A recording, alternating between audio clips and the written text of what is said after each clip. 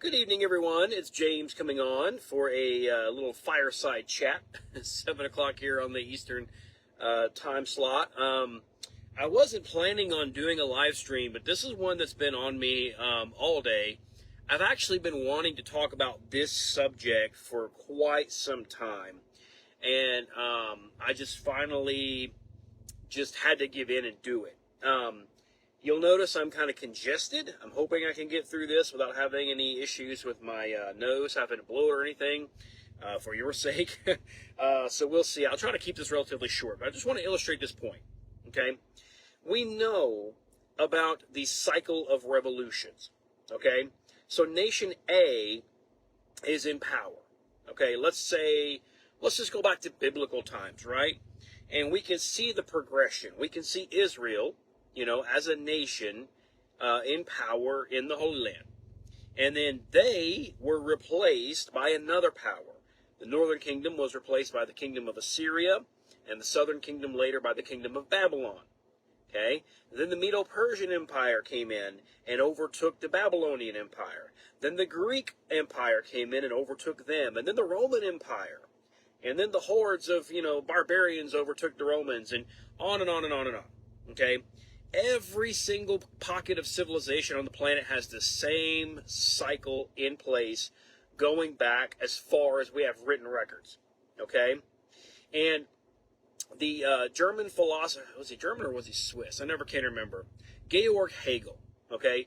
You've heard probably of the Hegelian dialectic. Okay? So problem, reaction, solution. Okay? It's this idea that obviously the problem, right, leads to something. And so there's a reaction, right? And so the friction, the strain between the problem and its reaction begs for a solution. And he calls it synthesis. Okay, so thesis, antithesis, synthesis is actually kind of more accurately how Hegel worded it. And those of us in the conspiracy realist world know that politicians and powers that should not be manipulate this dialectic to their ends. We know it. They have what they want. They call it the solution. Well, how do we get to the solution? We create a problem, and then there's a reaction that follows the problem, and conveniently we're ready to go with the solution. Okay? It doesn't take a brain surgeon or a rocket scientist or, anything like that to see this. Okay? It's how powers manipulate other people. But Hegel was also talking extensively about what he called the master-slave dynamic. Okay? Or if we want to be politically correct, we could say master-servant, or we could even say employer-employee. Okay? The idea is you have a master and a slave. We all know what that means, right? One is dominant over the other. One, it has to submit to the will of the other. Okay? So the idea is that over time, the slave, the servant, the employee, gets crafty and learns to do these skills. Why? Because the master doesn't have to do these things because he has slaves. He can just delegate things and just have them done. So why does he need to have skills? Okay? Over time, the slave accumulates enough skills, he accumulates enough cunning, and he accumulates enough ill will against his master that he's able to take the things that he knows and use them to overthrow his master. And of course, what happens when that happens? He becomes the new master. Now, because he's human and he has the same human flaws that all the rest of us have, he has the same battles with ego and pride and self-will, he will go and take slaves of his own and start the cycle over again. We see this with individual people. We see this with nation states. Okay? This cycle of revolution I mentioned is this on a national level. All right? And so what I want to talk about is, this is what I call this power, anti-power, and unpower. Okay? Whenever we have these revolutions, it's one power, the master, and then a secondary power, the slave. And they're in conflict, they're in strife. And you have this constant cycle that repeats itself with no end in sight. Well, our master, the Messiah, Yahshua of Nazareth, came along and gave us a third option to break that cycle. I call it unpower. Okay? So, at the time, and we all know this, we can see this in our scriptures, the Jews were hot for a revolution at that point. They were ready to go. They were the slave in the dynamic, and the Roman Empire was the master in the dynamic. Okay? Now, the cycle of history says eventually the slave overthrows the master. Now, the Jews had seen this. This cycle was well established at this point. They knew that if they could catch Rome at the right time, they could overthrow Rome, at least regionally. Even if they couldn't, across the board, demolish the empire, they could at least get Rome off their back regionally. Okay? And we saw so many revolts trying to do this. We saw it in a version of it with the Greeks, right? With the Maccabees. We saw it later in 70 with the revolt that Titus came and suppressed, and that's when he took over Jerusalem and kicked the Jews out. We saw the Bar Kokhba revolt a little bit later. Okay? These were all attempts by humans to perpetuate this master-slave cycle. Shake off the master and become the master themselves. But our master, the Messiah, gave us a better way. He said, no. Don't replace one power with another. Just come out from under that power structure to begin with. Come out from under it altogether. And how did he demonstrate this? By serving. When he washed the feet of the disciples and he said, if you don't let me do this, you have no part in me. What was he doing? He was acknowledged as their master. They were the disciples. They were his students. Okay? He was acknowledged as their master. Now, a conventional master-servant or master-slave dynamic would have said, okay, he's going to train them up and give them the skills. Now, some of them might try to overthrow him. You know, kind of like, I don't know, Darth Vader and the Emperor, right? So, that's possible. That happens all the time. Now, the idea is, if it works properly, the discipleship model, the master teaches the students. The students gain students of their own, and they become masters. And so you have a master-servant or a master-slave dynamic that goes along that way. There is no power struggle because it's a chain that perpetuates with the goal of establishing truth and justice, mercy, wisdom, etc. Okay? That's one way that he tried to establish this unpower. Okay, if we're going to do this whole master-servant thing, let's do it right. Let's learn wisdom from the master. And then you become a master over your own students, and you teach them that wisdom. And here we go. But of course, us being humans, we blew that too. The discipleship chain that was established by the Messiah and his disciples was broken ages ago. How do I know? Because we have so many variants on doctrine. If we had an unbroken chain, of course, you know, everybody likes to believe that their pet doctrine, their pet denomination, is the unbroken chain. But let's be real. That's not what we're looking at. Okay? So that's one way of breaking this cycle. The other cycle is, I'm going to talk in terms of husbands and wives. Okay? And what prompted me to talk about this now, somebody sent me an article about a woman named Elisabeth Elliot. Now, I had never heard of this woman before, but I'm familiar with the movement, the love and purity movement. Okay? This is where the Duggars and, you know, all this, you know, stuff comes from, right? And so I'm familiar with the idea. You can connect that to the idea of the reestablishment of the patriarchy. Okay? Now, if we think about it, what do they call the feminist revolution, right?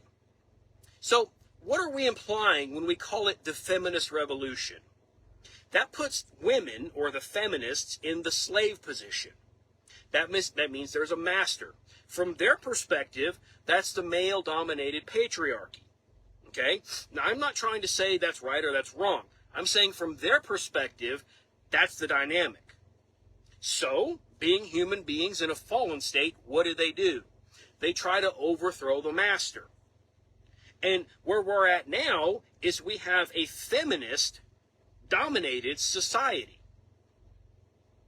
And so the men who are for the patriarchy, who are for, you know, what they consider to be the true established order, see this.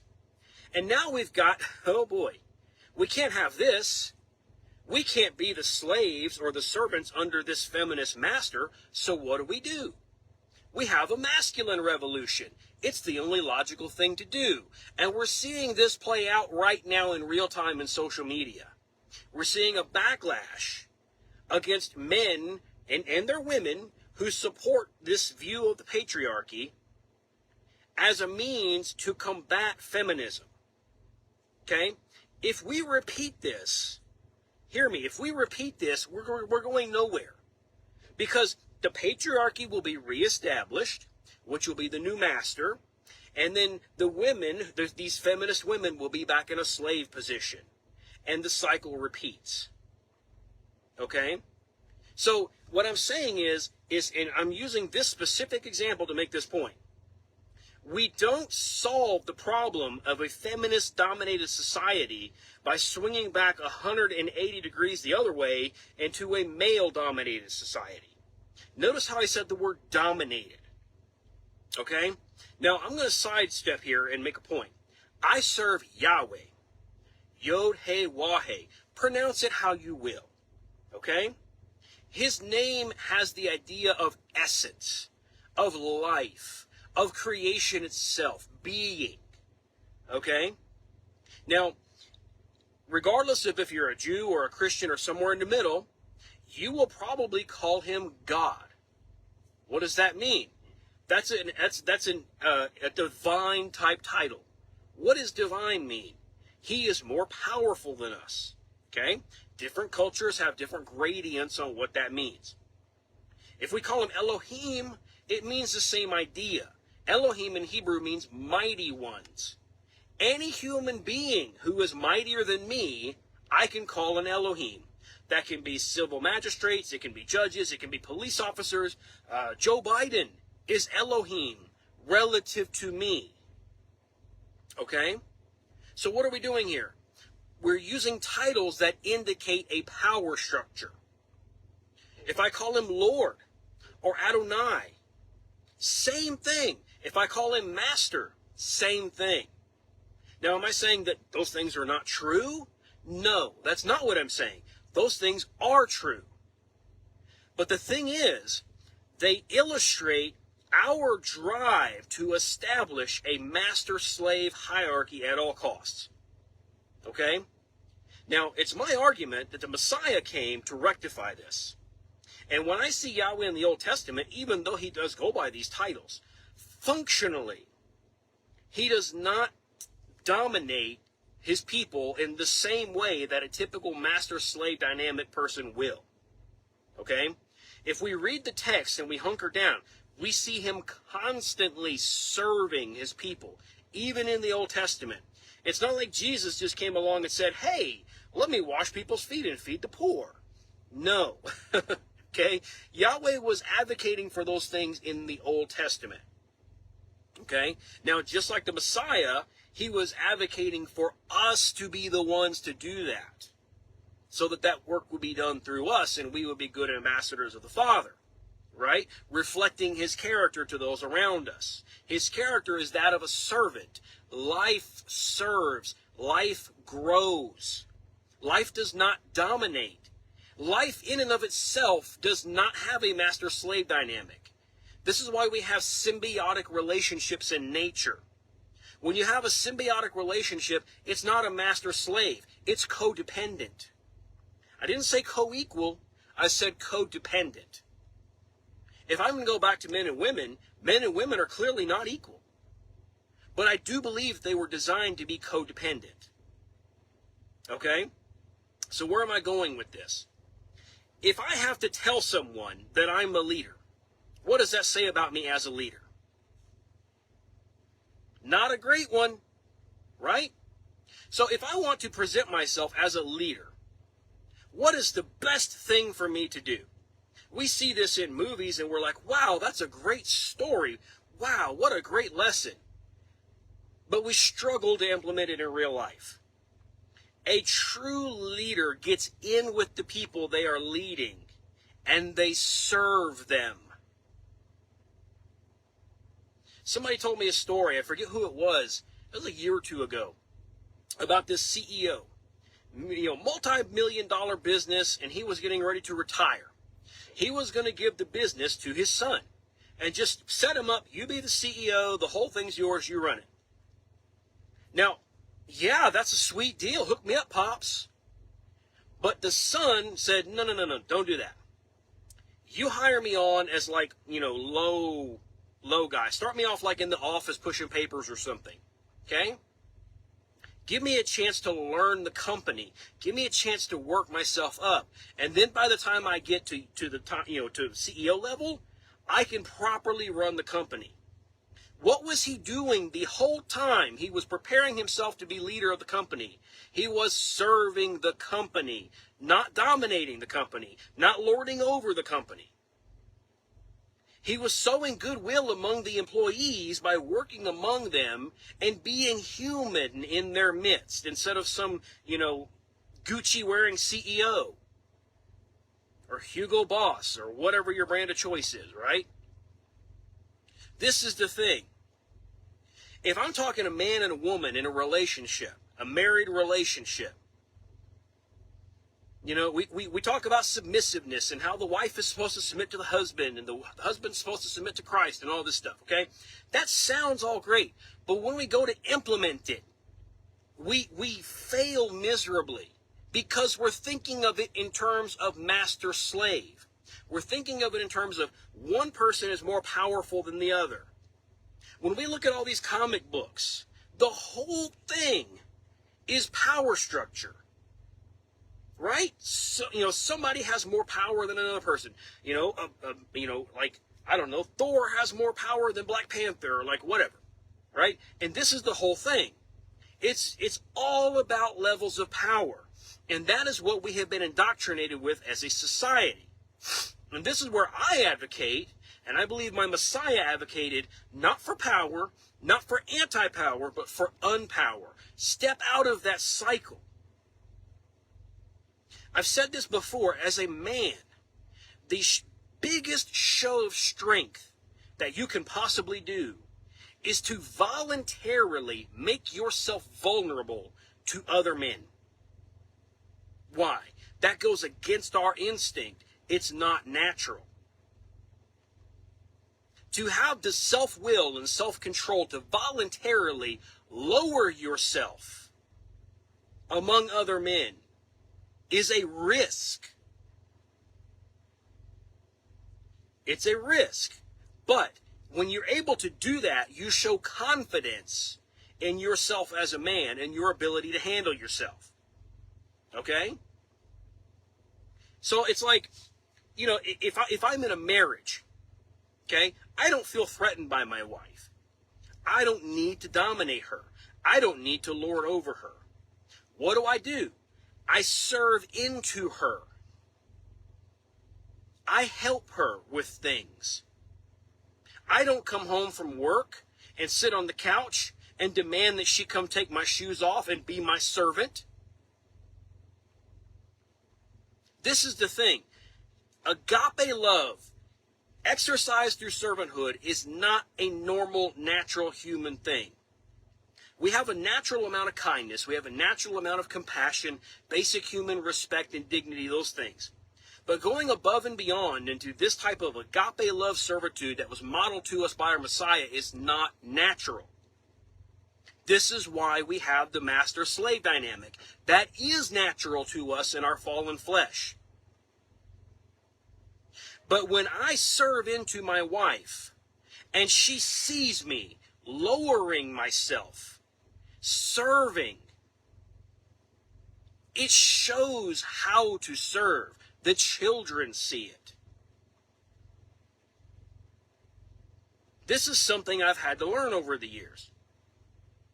You lower yourself and you serve. That is how you influence people. If I look at my wife and I say my wife has unlimited potential, okay? There's two things I can do. I can impose this master-servant, master-slave dynamic on her with me as the master, of course, because I'm the man, right? The moment I do that, I have taken her potential and I have limited it with my will. Her potential can never exceed what I express my own will to be. Why? Because I'm her master. She's my servant. She can never go above my will. So she'll never be able to meet her full potential because I'm the one limiting it. If I put my own will on the back burner and I serve into my wife, what am I doing? My will is no longer limiting her potential. I am helping her live up to her potential. And if she sees me modeling that type of behavior, hopefully it inspires her to reciprocate. And so she serves into me voluntarily. And instead of trying to exercise her will over me and therefore limiting my potential, a lot of men are beaten down by women like this. And this is feminism does have a part to play in that. But if I submit to her will, I limit my potential. And my potential is defined by her will. That's not good. If she serves into me and puts her own will on the back burner, same thing. She helps me meet my potential. And guess what? Two people meeting their full potential because they're serving into each other is a force to be reckoned with. This is how we break out of this master-slave dynamic. This is how we break free of power, anti-power, and we do it through unpower. We stop playing these power games. Let the world have that. Let the nations lord over each other. The people of Yahweh don't do that. We have a king that came and lived among us and showed us how to empty himself unconditionally and serve into the people around him that he loved. And we're making this debate about should men dominate society or should women dominate society? How about nobody dominates society? How about men and women drop their will and they feed into each other and serve into each other, and then they become more effective, they become one, they become echad. You can't have true oneness if you have a battle of wills. It's impossible. Can two walk together unless they're in agreement, the prophet Amos says, implying that they can't? And we wonder why there's so much marital strife. Guys, look, I'm not setting myself up here as some, grand expert on marriage. I've been married going on 17 years. And my wife and I have had 3 legit fights that I can think of. Not physical, verbal. And all 3 of them were over stupid stuff. And at the end of those arguments, my anger was directed at her because my ego felt threatened by her whatever. One of the arguments was over fried chicken. This is how stupid we can be, right? This is the thing. When we learn to communicate, when we learn to put our guards down and be vulnerable with each other, husbands, that includes to your wives. Show life to your wives. Don't show domination. Don't show superiority. Lower yourself. Feed them. Grow them. Let them be who they are. Identify their best attributes and help them grow. Suppressing women in our lives just so we can inflate our ego as men is not the answer. That's what the feminists are doing to men. And we can all see that that doesn't work. So repeating this cycle over and over and over again is never going to get us anywhere. And I'm talking about the whole man-woman dynamic. I could take this anywhere. I could take this into politics with our two-party system. I could take it into business. I could take it, anywhere. Like war. What is war about? Same idea. Master-slave conflict. if we could just drop it and serve into each other, war would be obsolete. There would be nothing to fight over. Because we would all be meeting our potential, because we would all be helping each other bear each other's burdens, we'd be lifting each other up in Messiah, we would be growing humanity into what it was intended to be, someone made in Elohim's image. We are making a poor showing of his image right now, because we let our egos captain the ship, men and women. We need to stop it. We need to knock it off. If you're a man and you're buying into this whole patriarchy thing, you know, I understand why. But it's not the answer. Doing a full 180 against feminism into anti-feminism doesn't solve anything. Feminism is anti-masculinism. Did it solve anything? No. Men and women need to learn to work together as a symbiotic pair, not one dominating the other. Now, logically, if you have two people and a decision has to be made and they disagree on what to do, somebody has to take the lead. It just so happens that the father dictated that the man should do that in a marriage. Okay? If he had dictated that woman had that responsibility, we wouldn't be dealing with a feminist movement, we'd be dealing with a masculinist movement. Because the men would be all upset that the women are in control. It is what it is. We got to accept it. But just the fact that a man has accountability in the marriage for the decision making to be that tiebreaker does not give him the grounds to suppress his woman as she is, to not allow her to express herself or be who she is naturally within reasons. You don't want to be a complete heathen. But I see so many men over the years, and I'm going back almost 20 years as an adult. I've seen this in the Christian churches. I've seen it in the Messianic thing. I've seen it out there in the secular world. You get these men that feel like they have to suppress their women. You cannot be who you are. You have to be subservient to me because I'm the man. And so the women lose their sense of identity, and they buy into this. You have just crushed that woman. You have just taken the potential that she had and squashed it, when you could have taken the opportunity to build her up and support her and let her do her gifts. And it's the same for women. Women do the same thing to men. All you got to do is watch Everybody Loves Raymond, and you can see that in action. Right? Like, this is what we're dealing with. And this talk is not about the patriarchy. It's not about feminism. That's just an example. This is bigger than that. This is how we treat other human beings. This is how we treat each other. This is how men treat other men, how women treat other women, how parents treat their children and children treat their siblings. You know, I have a son who's the oldest son. You know, in a lot of cultures, the master-slave dynamic would kick in, and he will be considered the master out of his siblings because he's the oldest and he's a boy. Now, I could foster that, you know, and have his sisters come in underline because, you know, he's got the Y chromosome, right?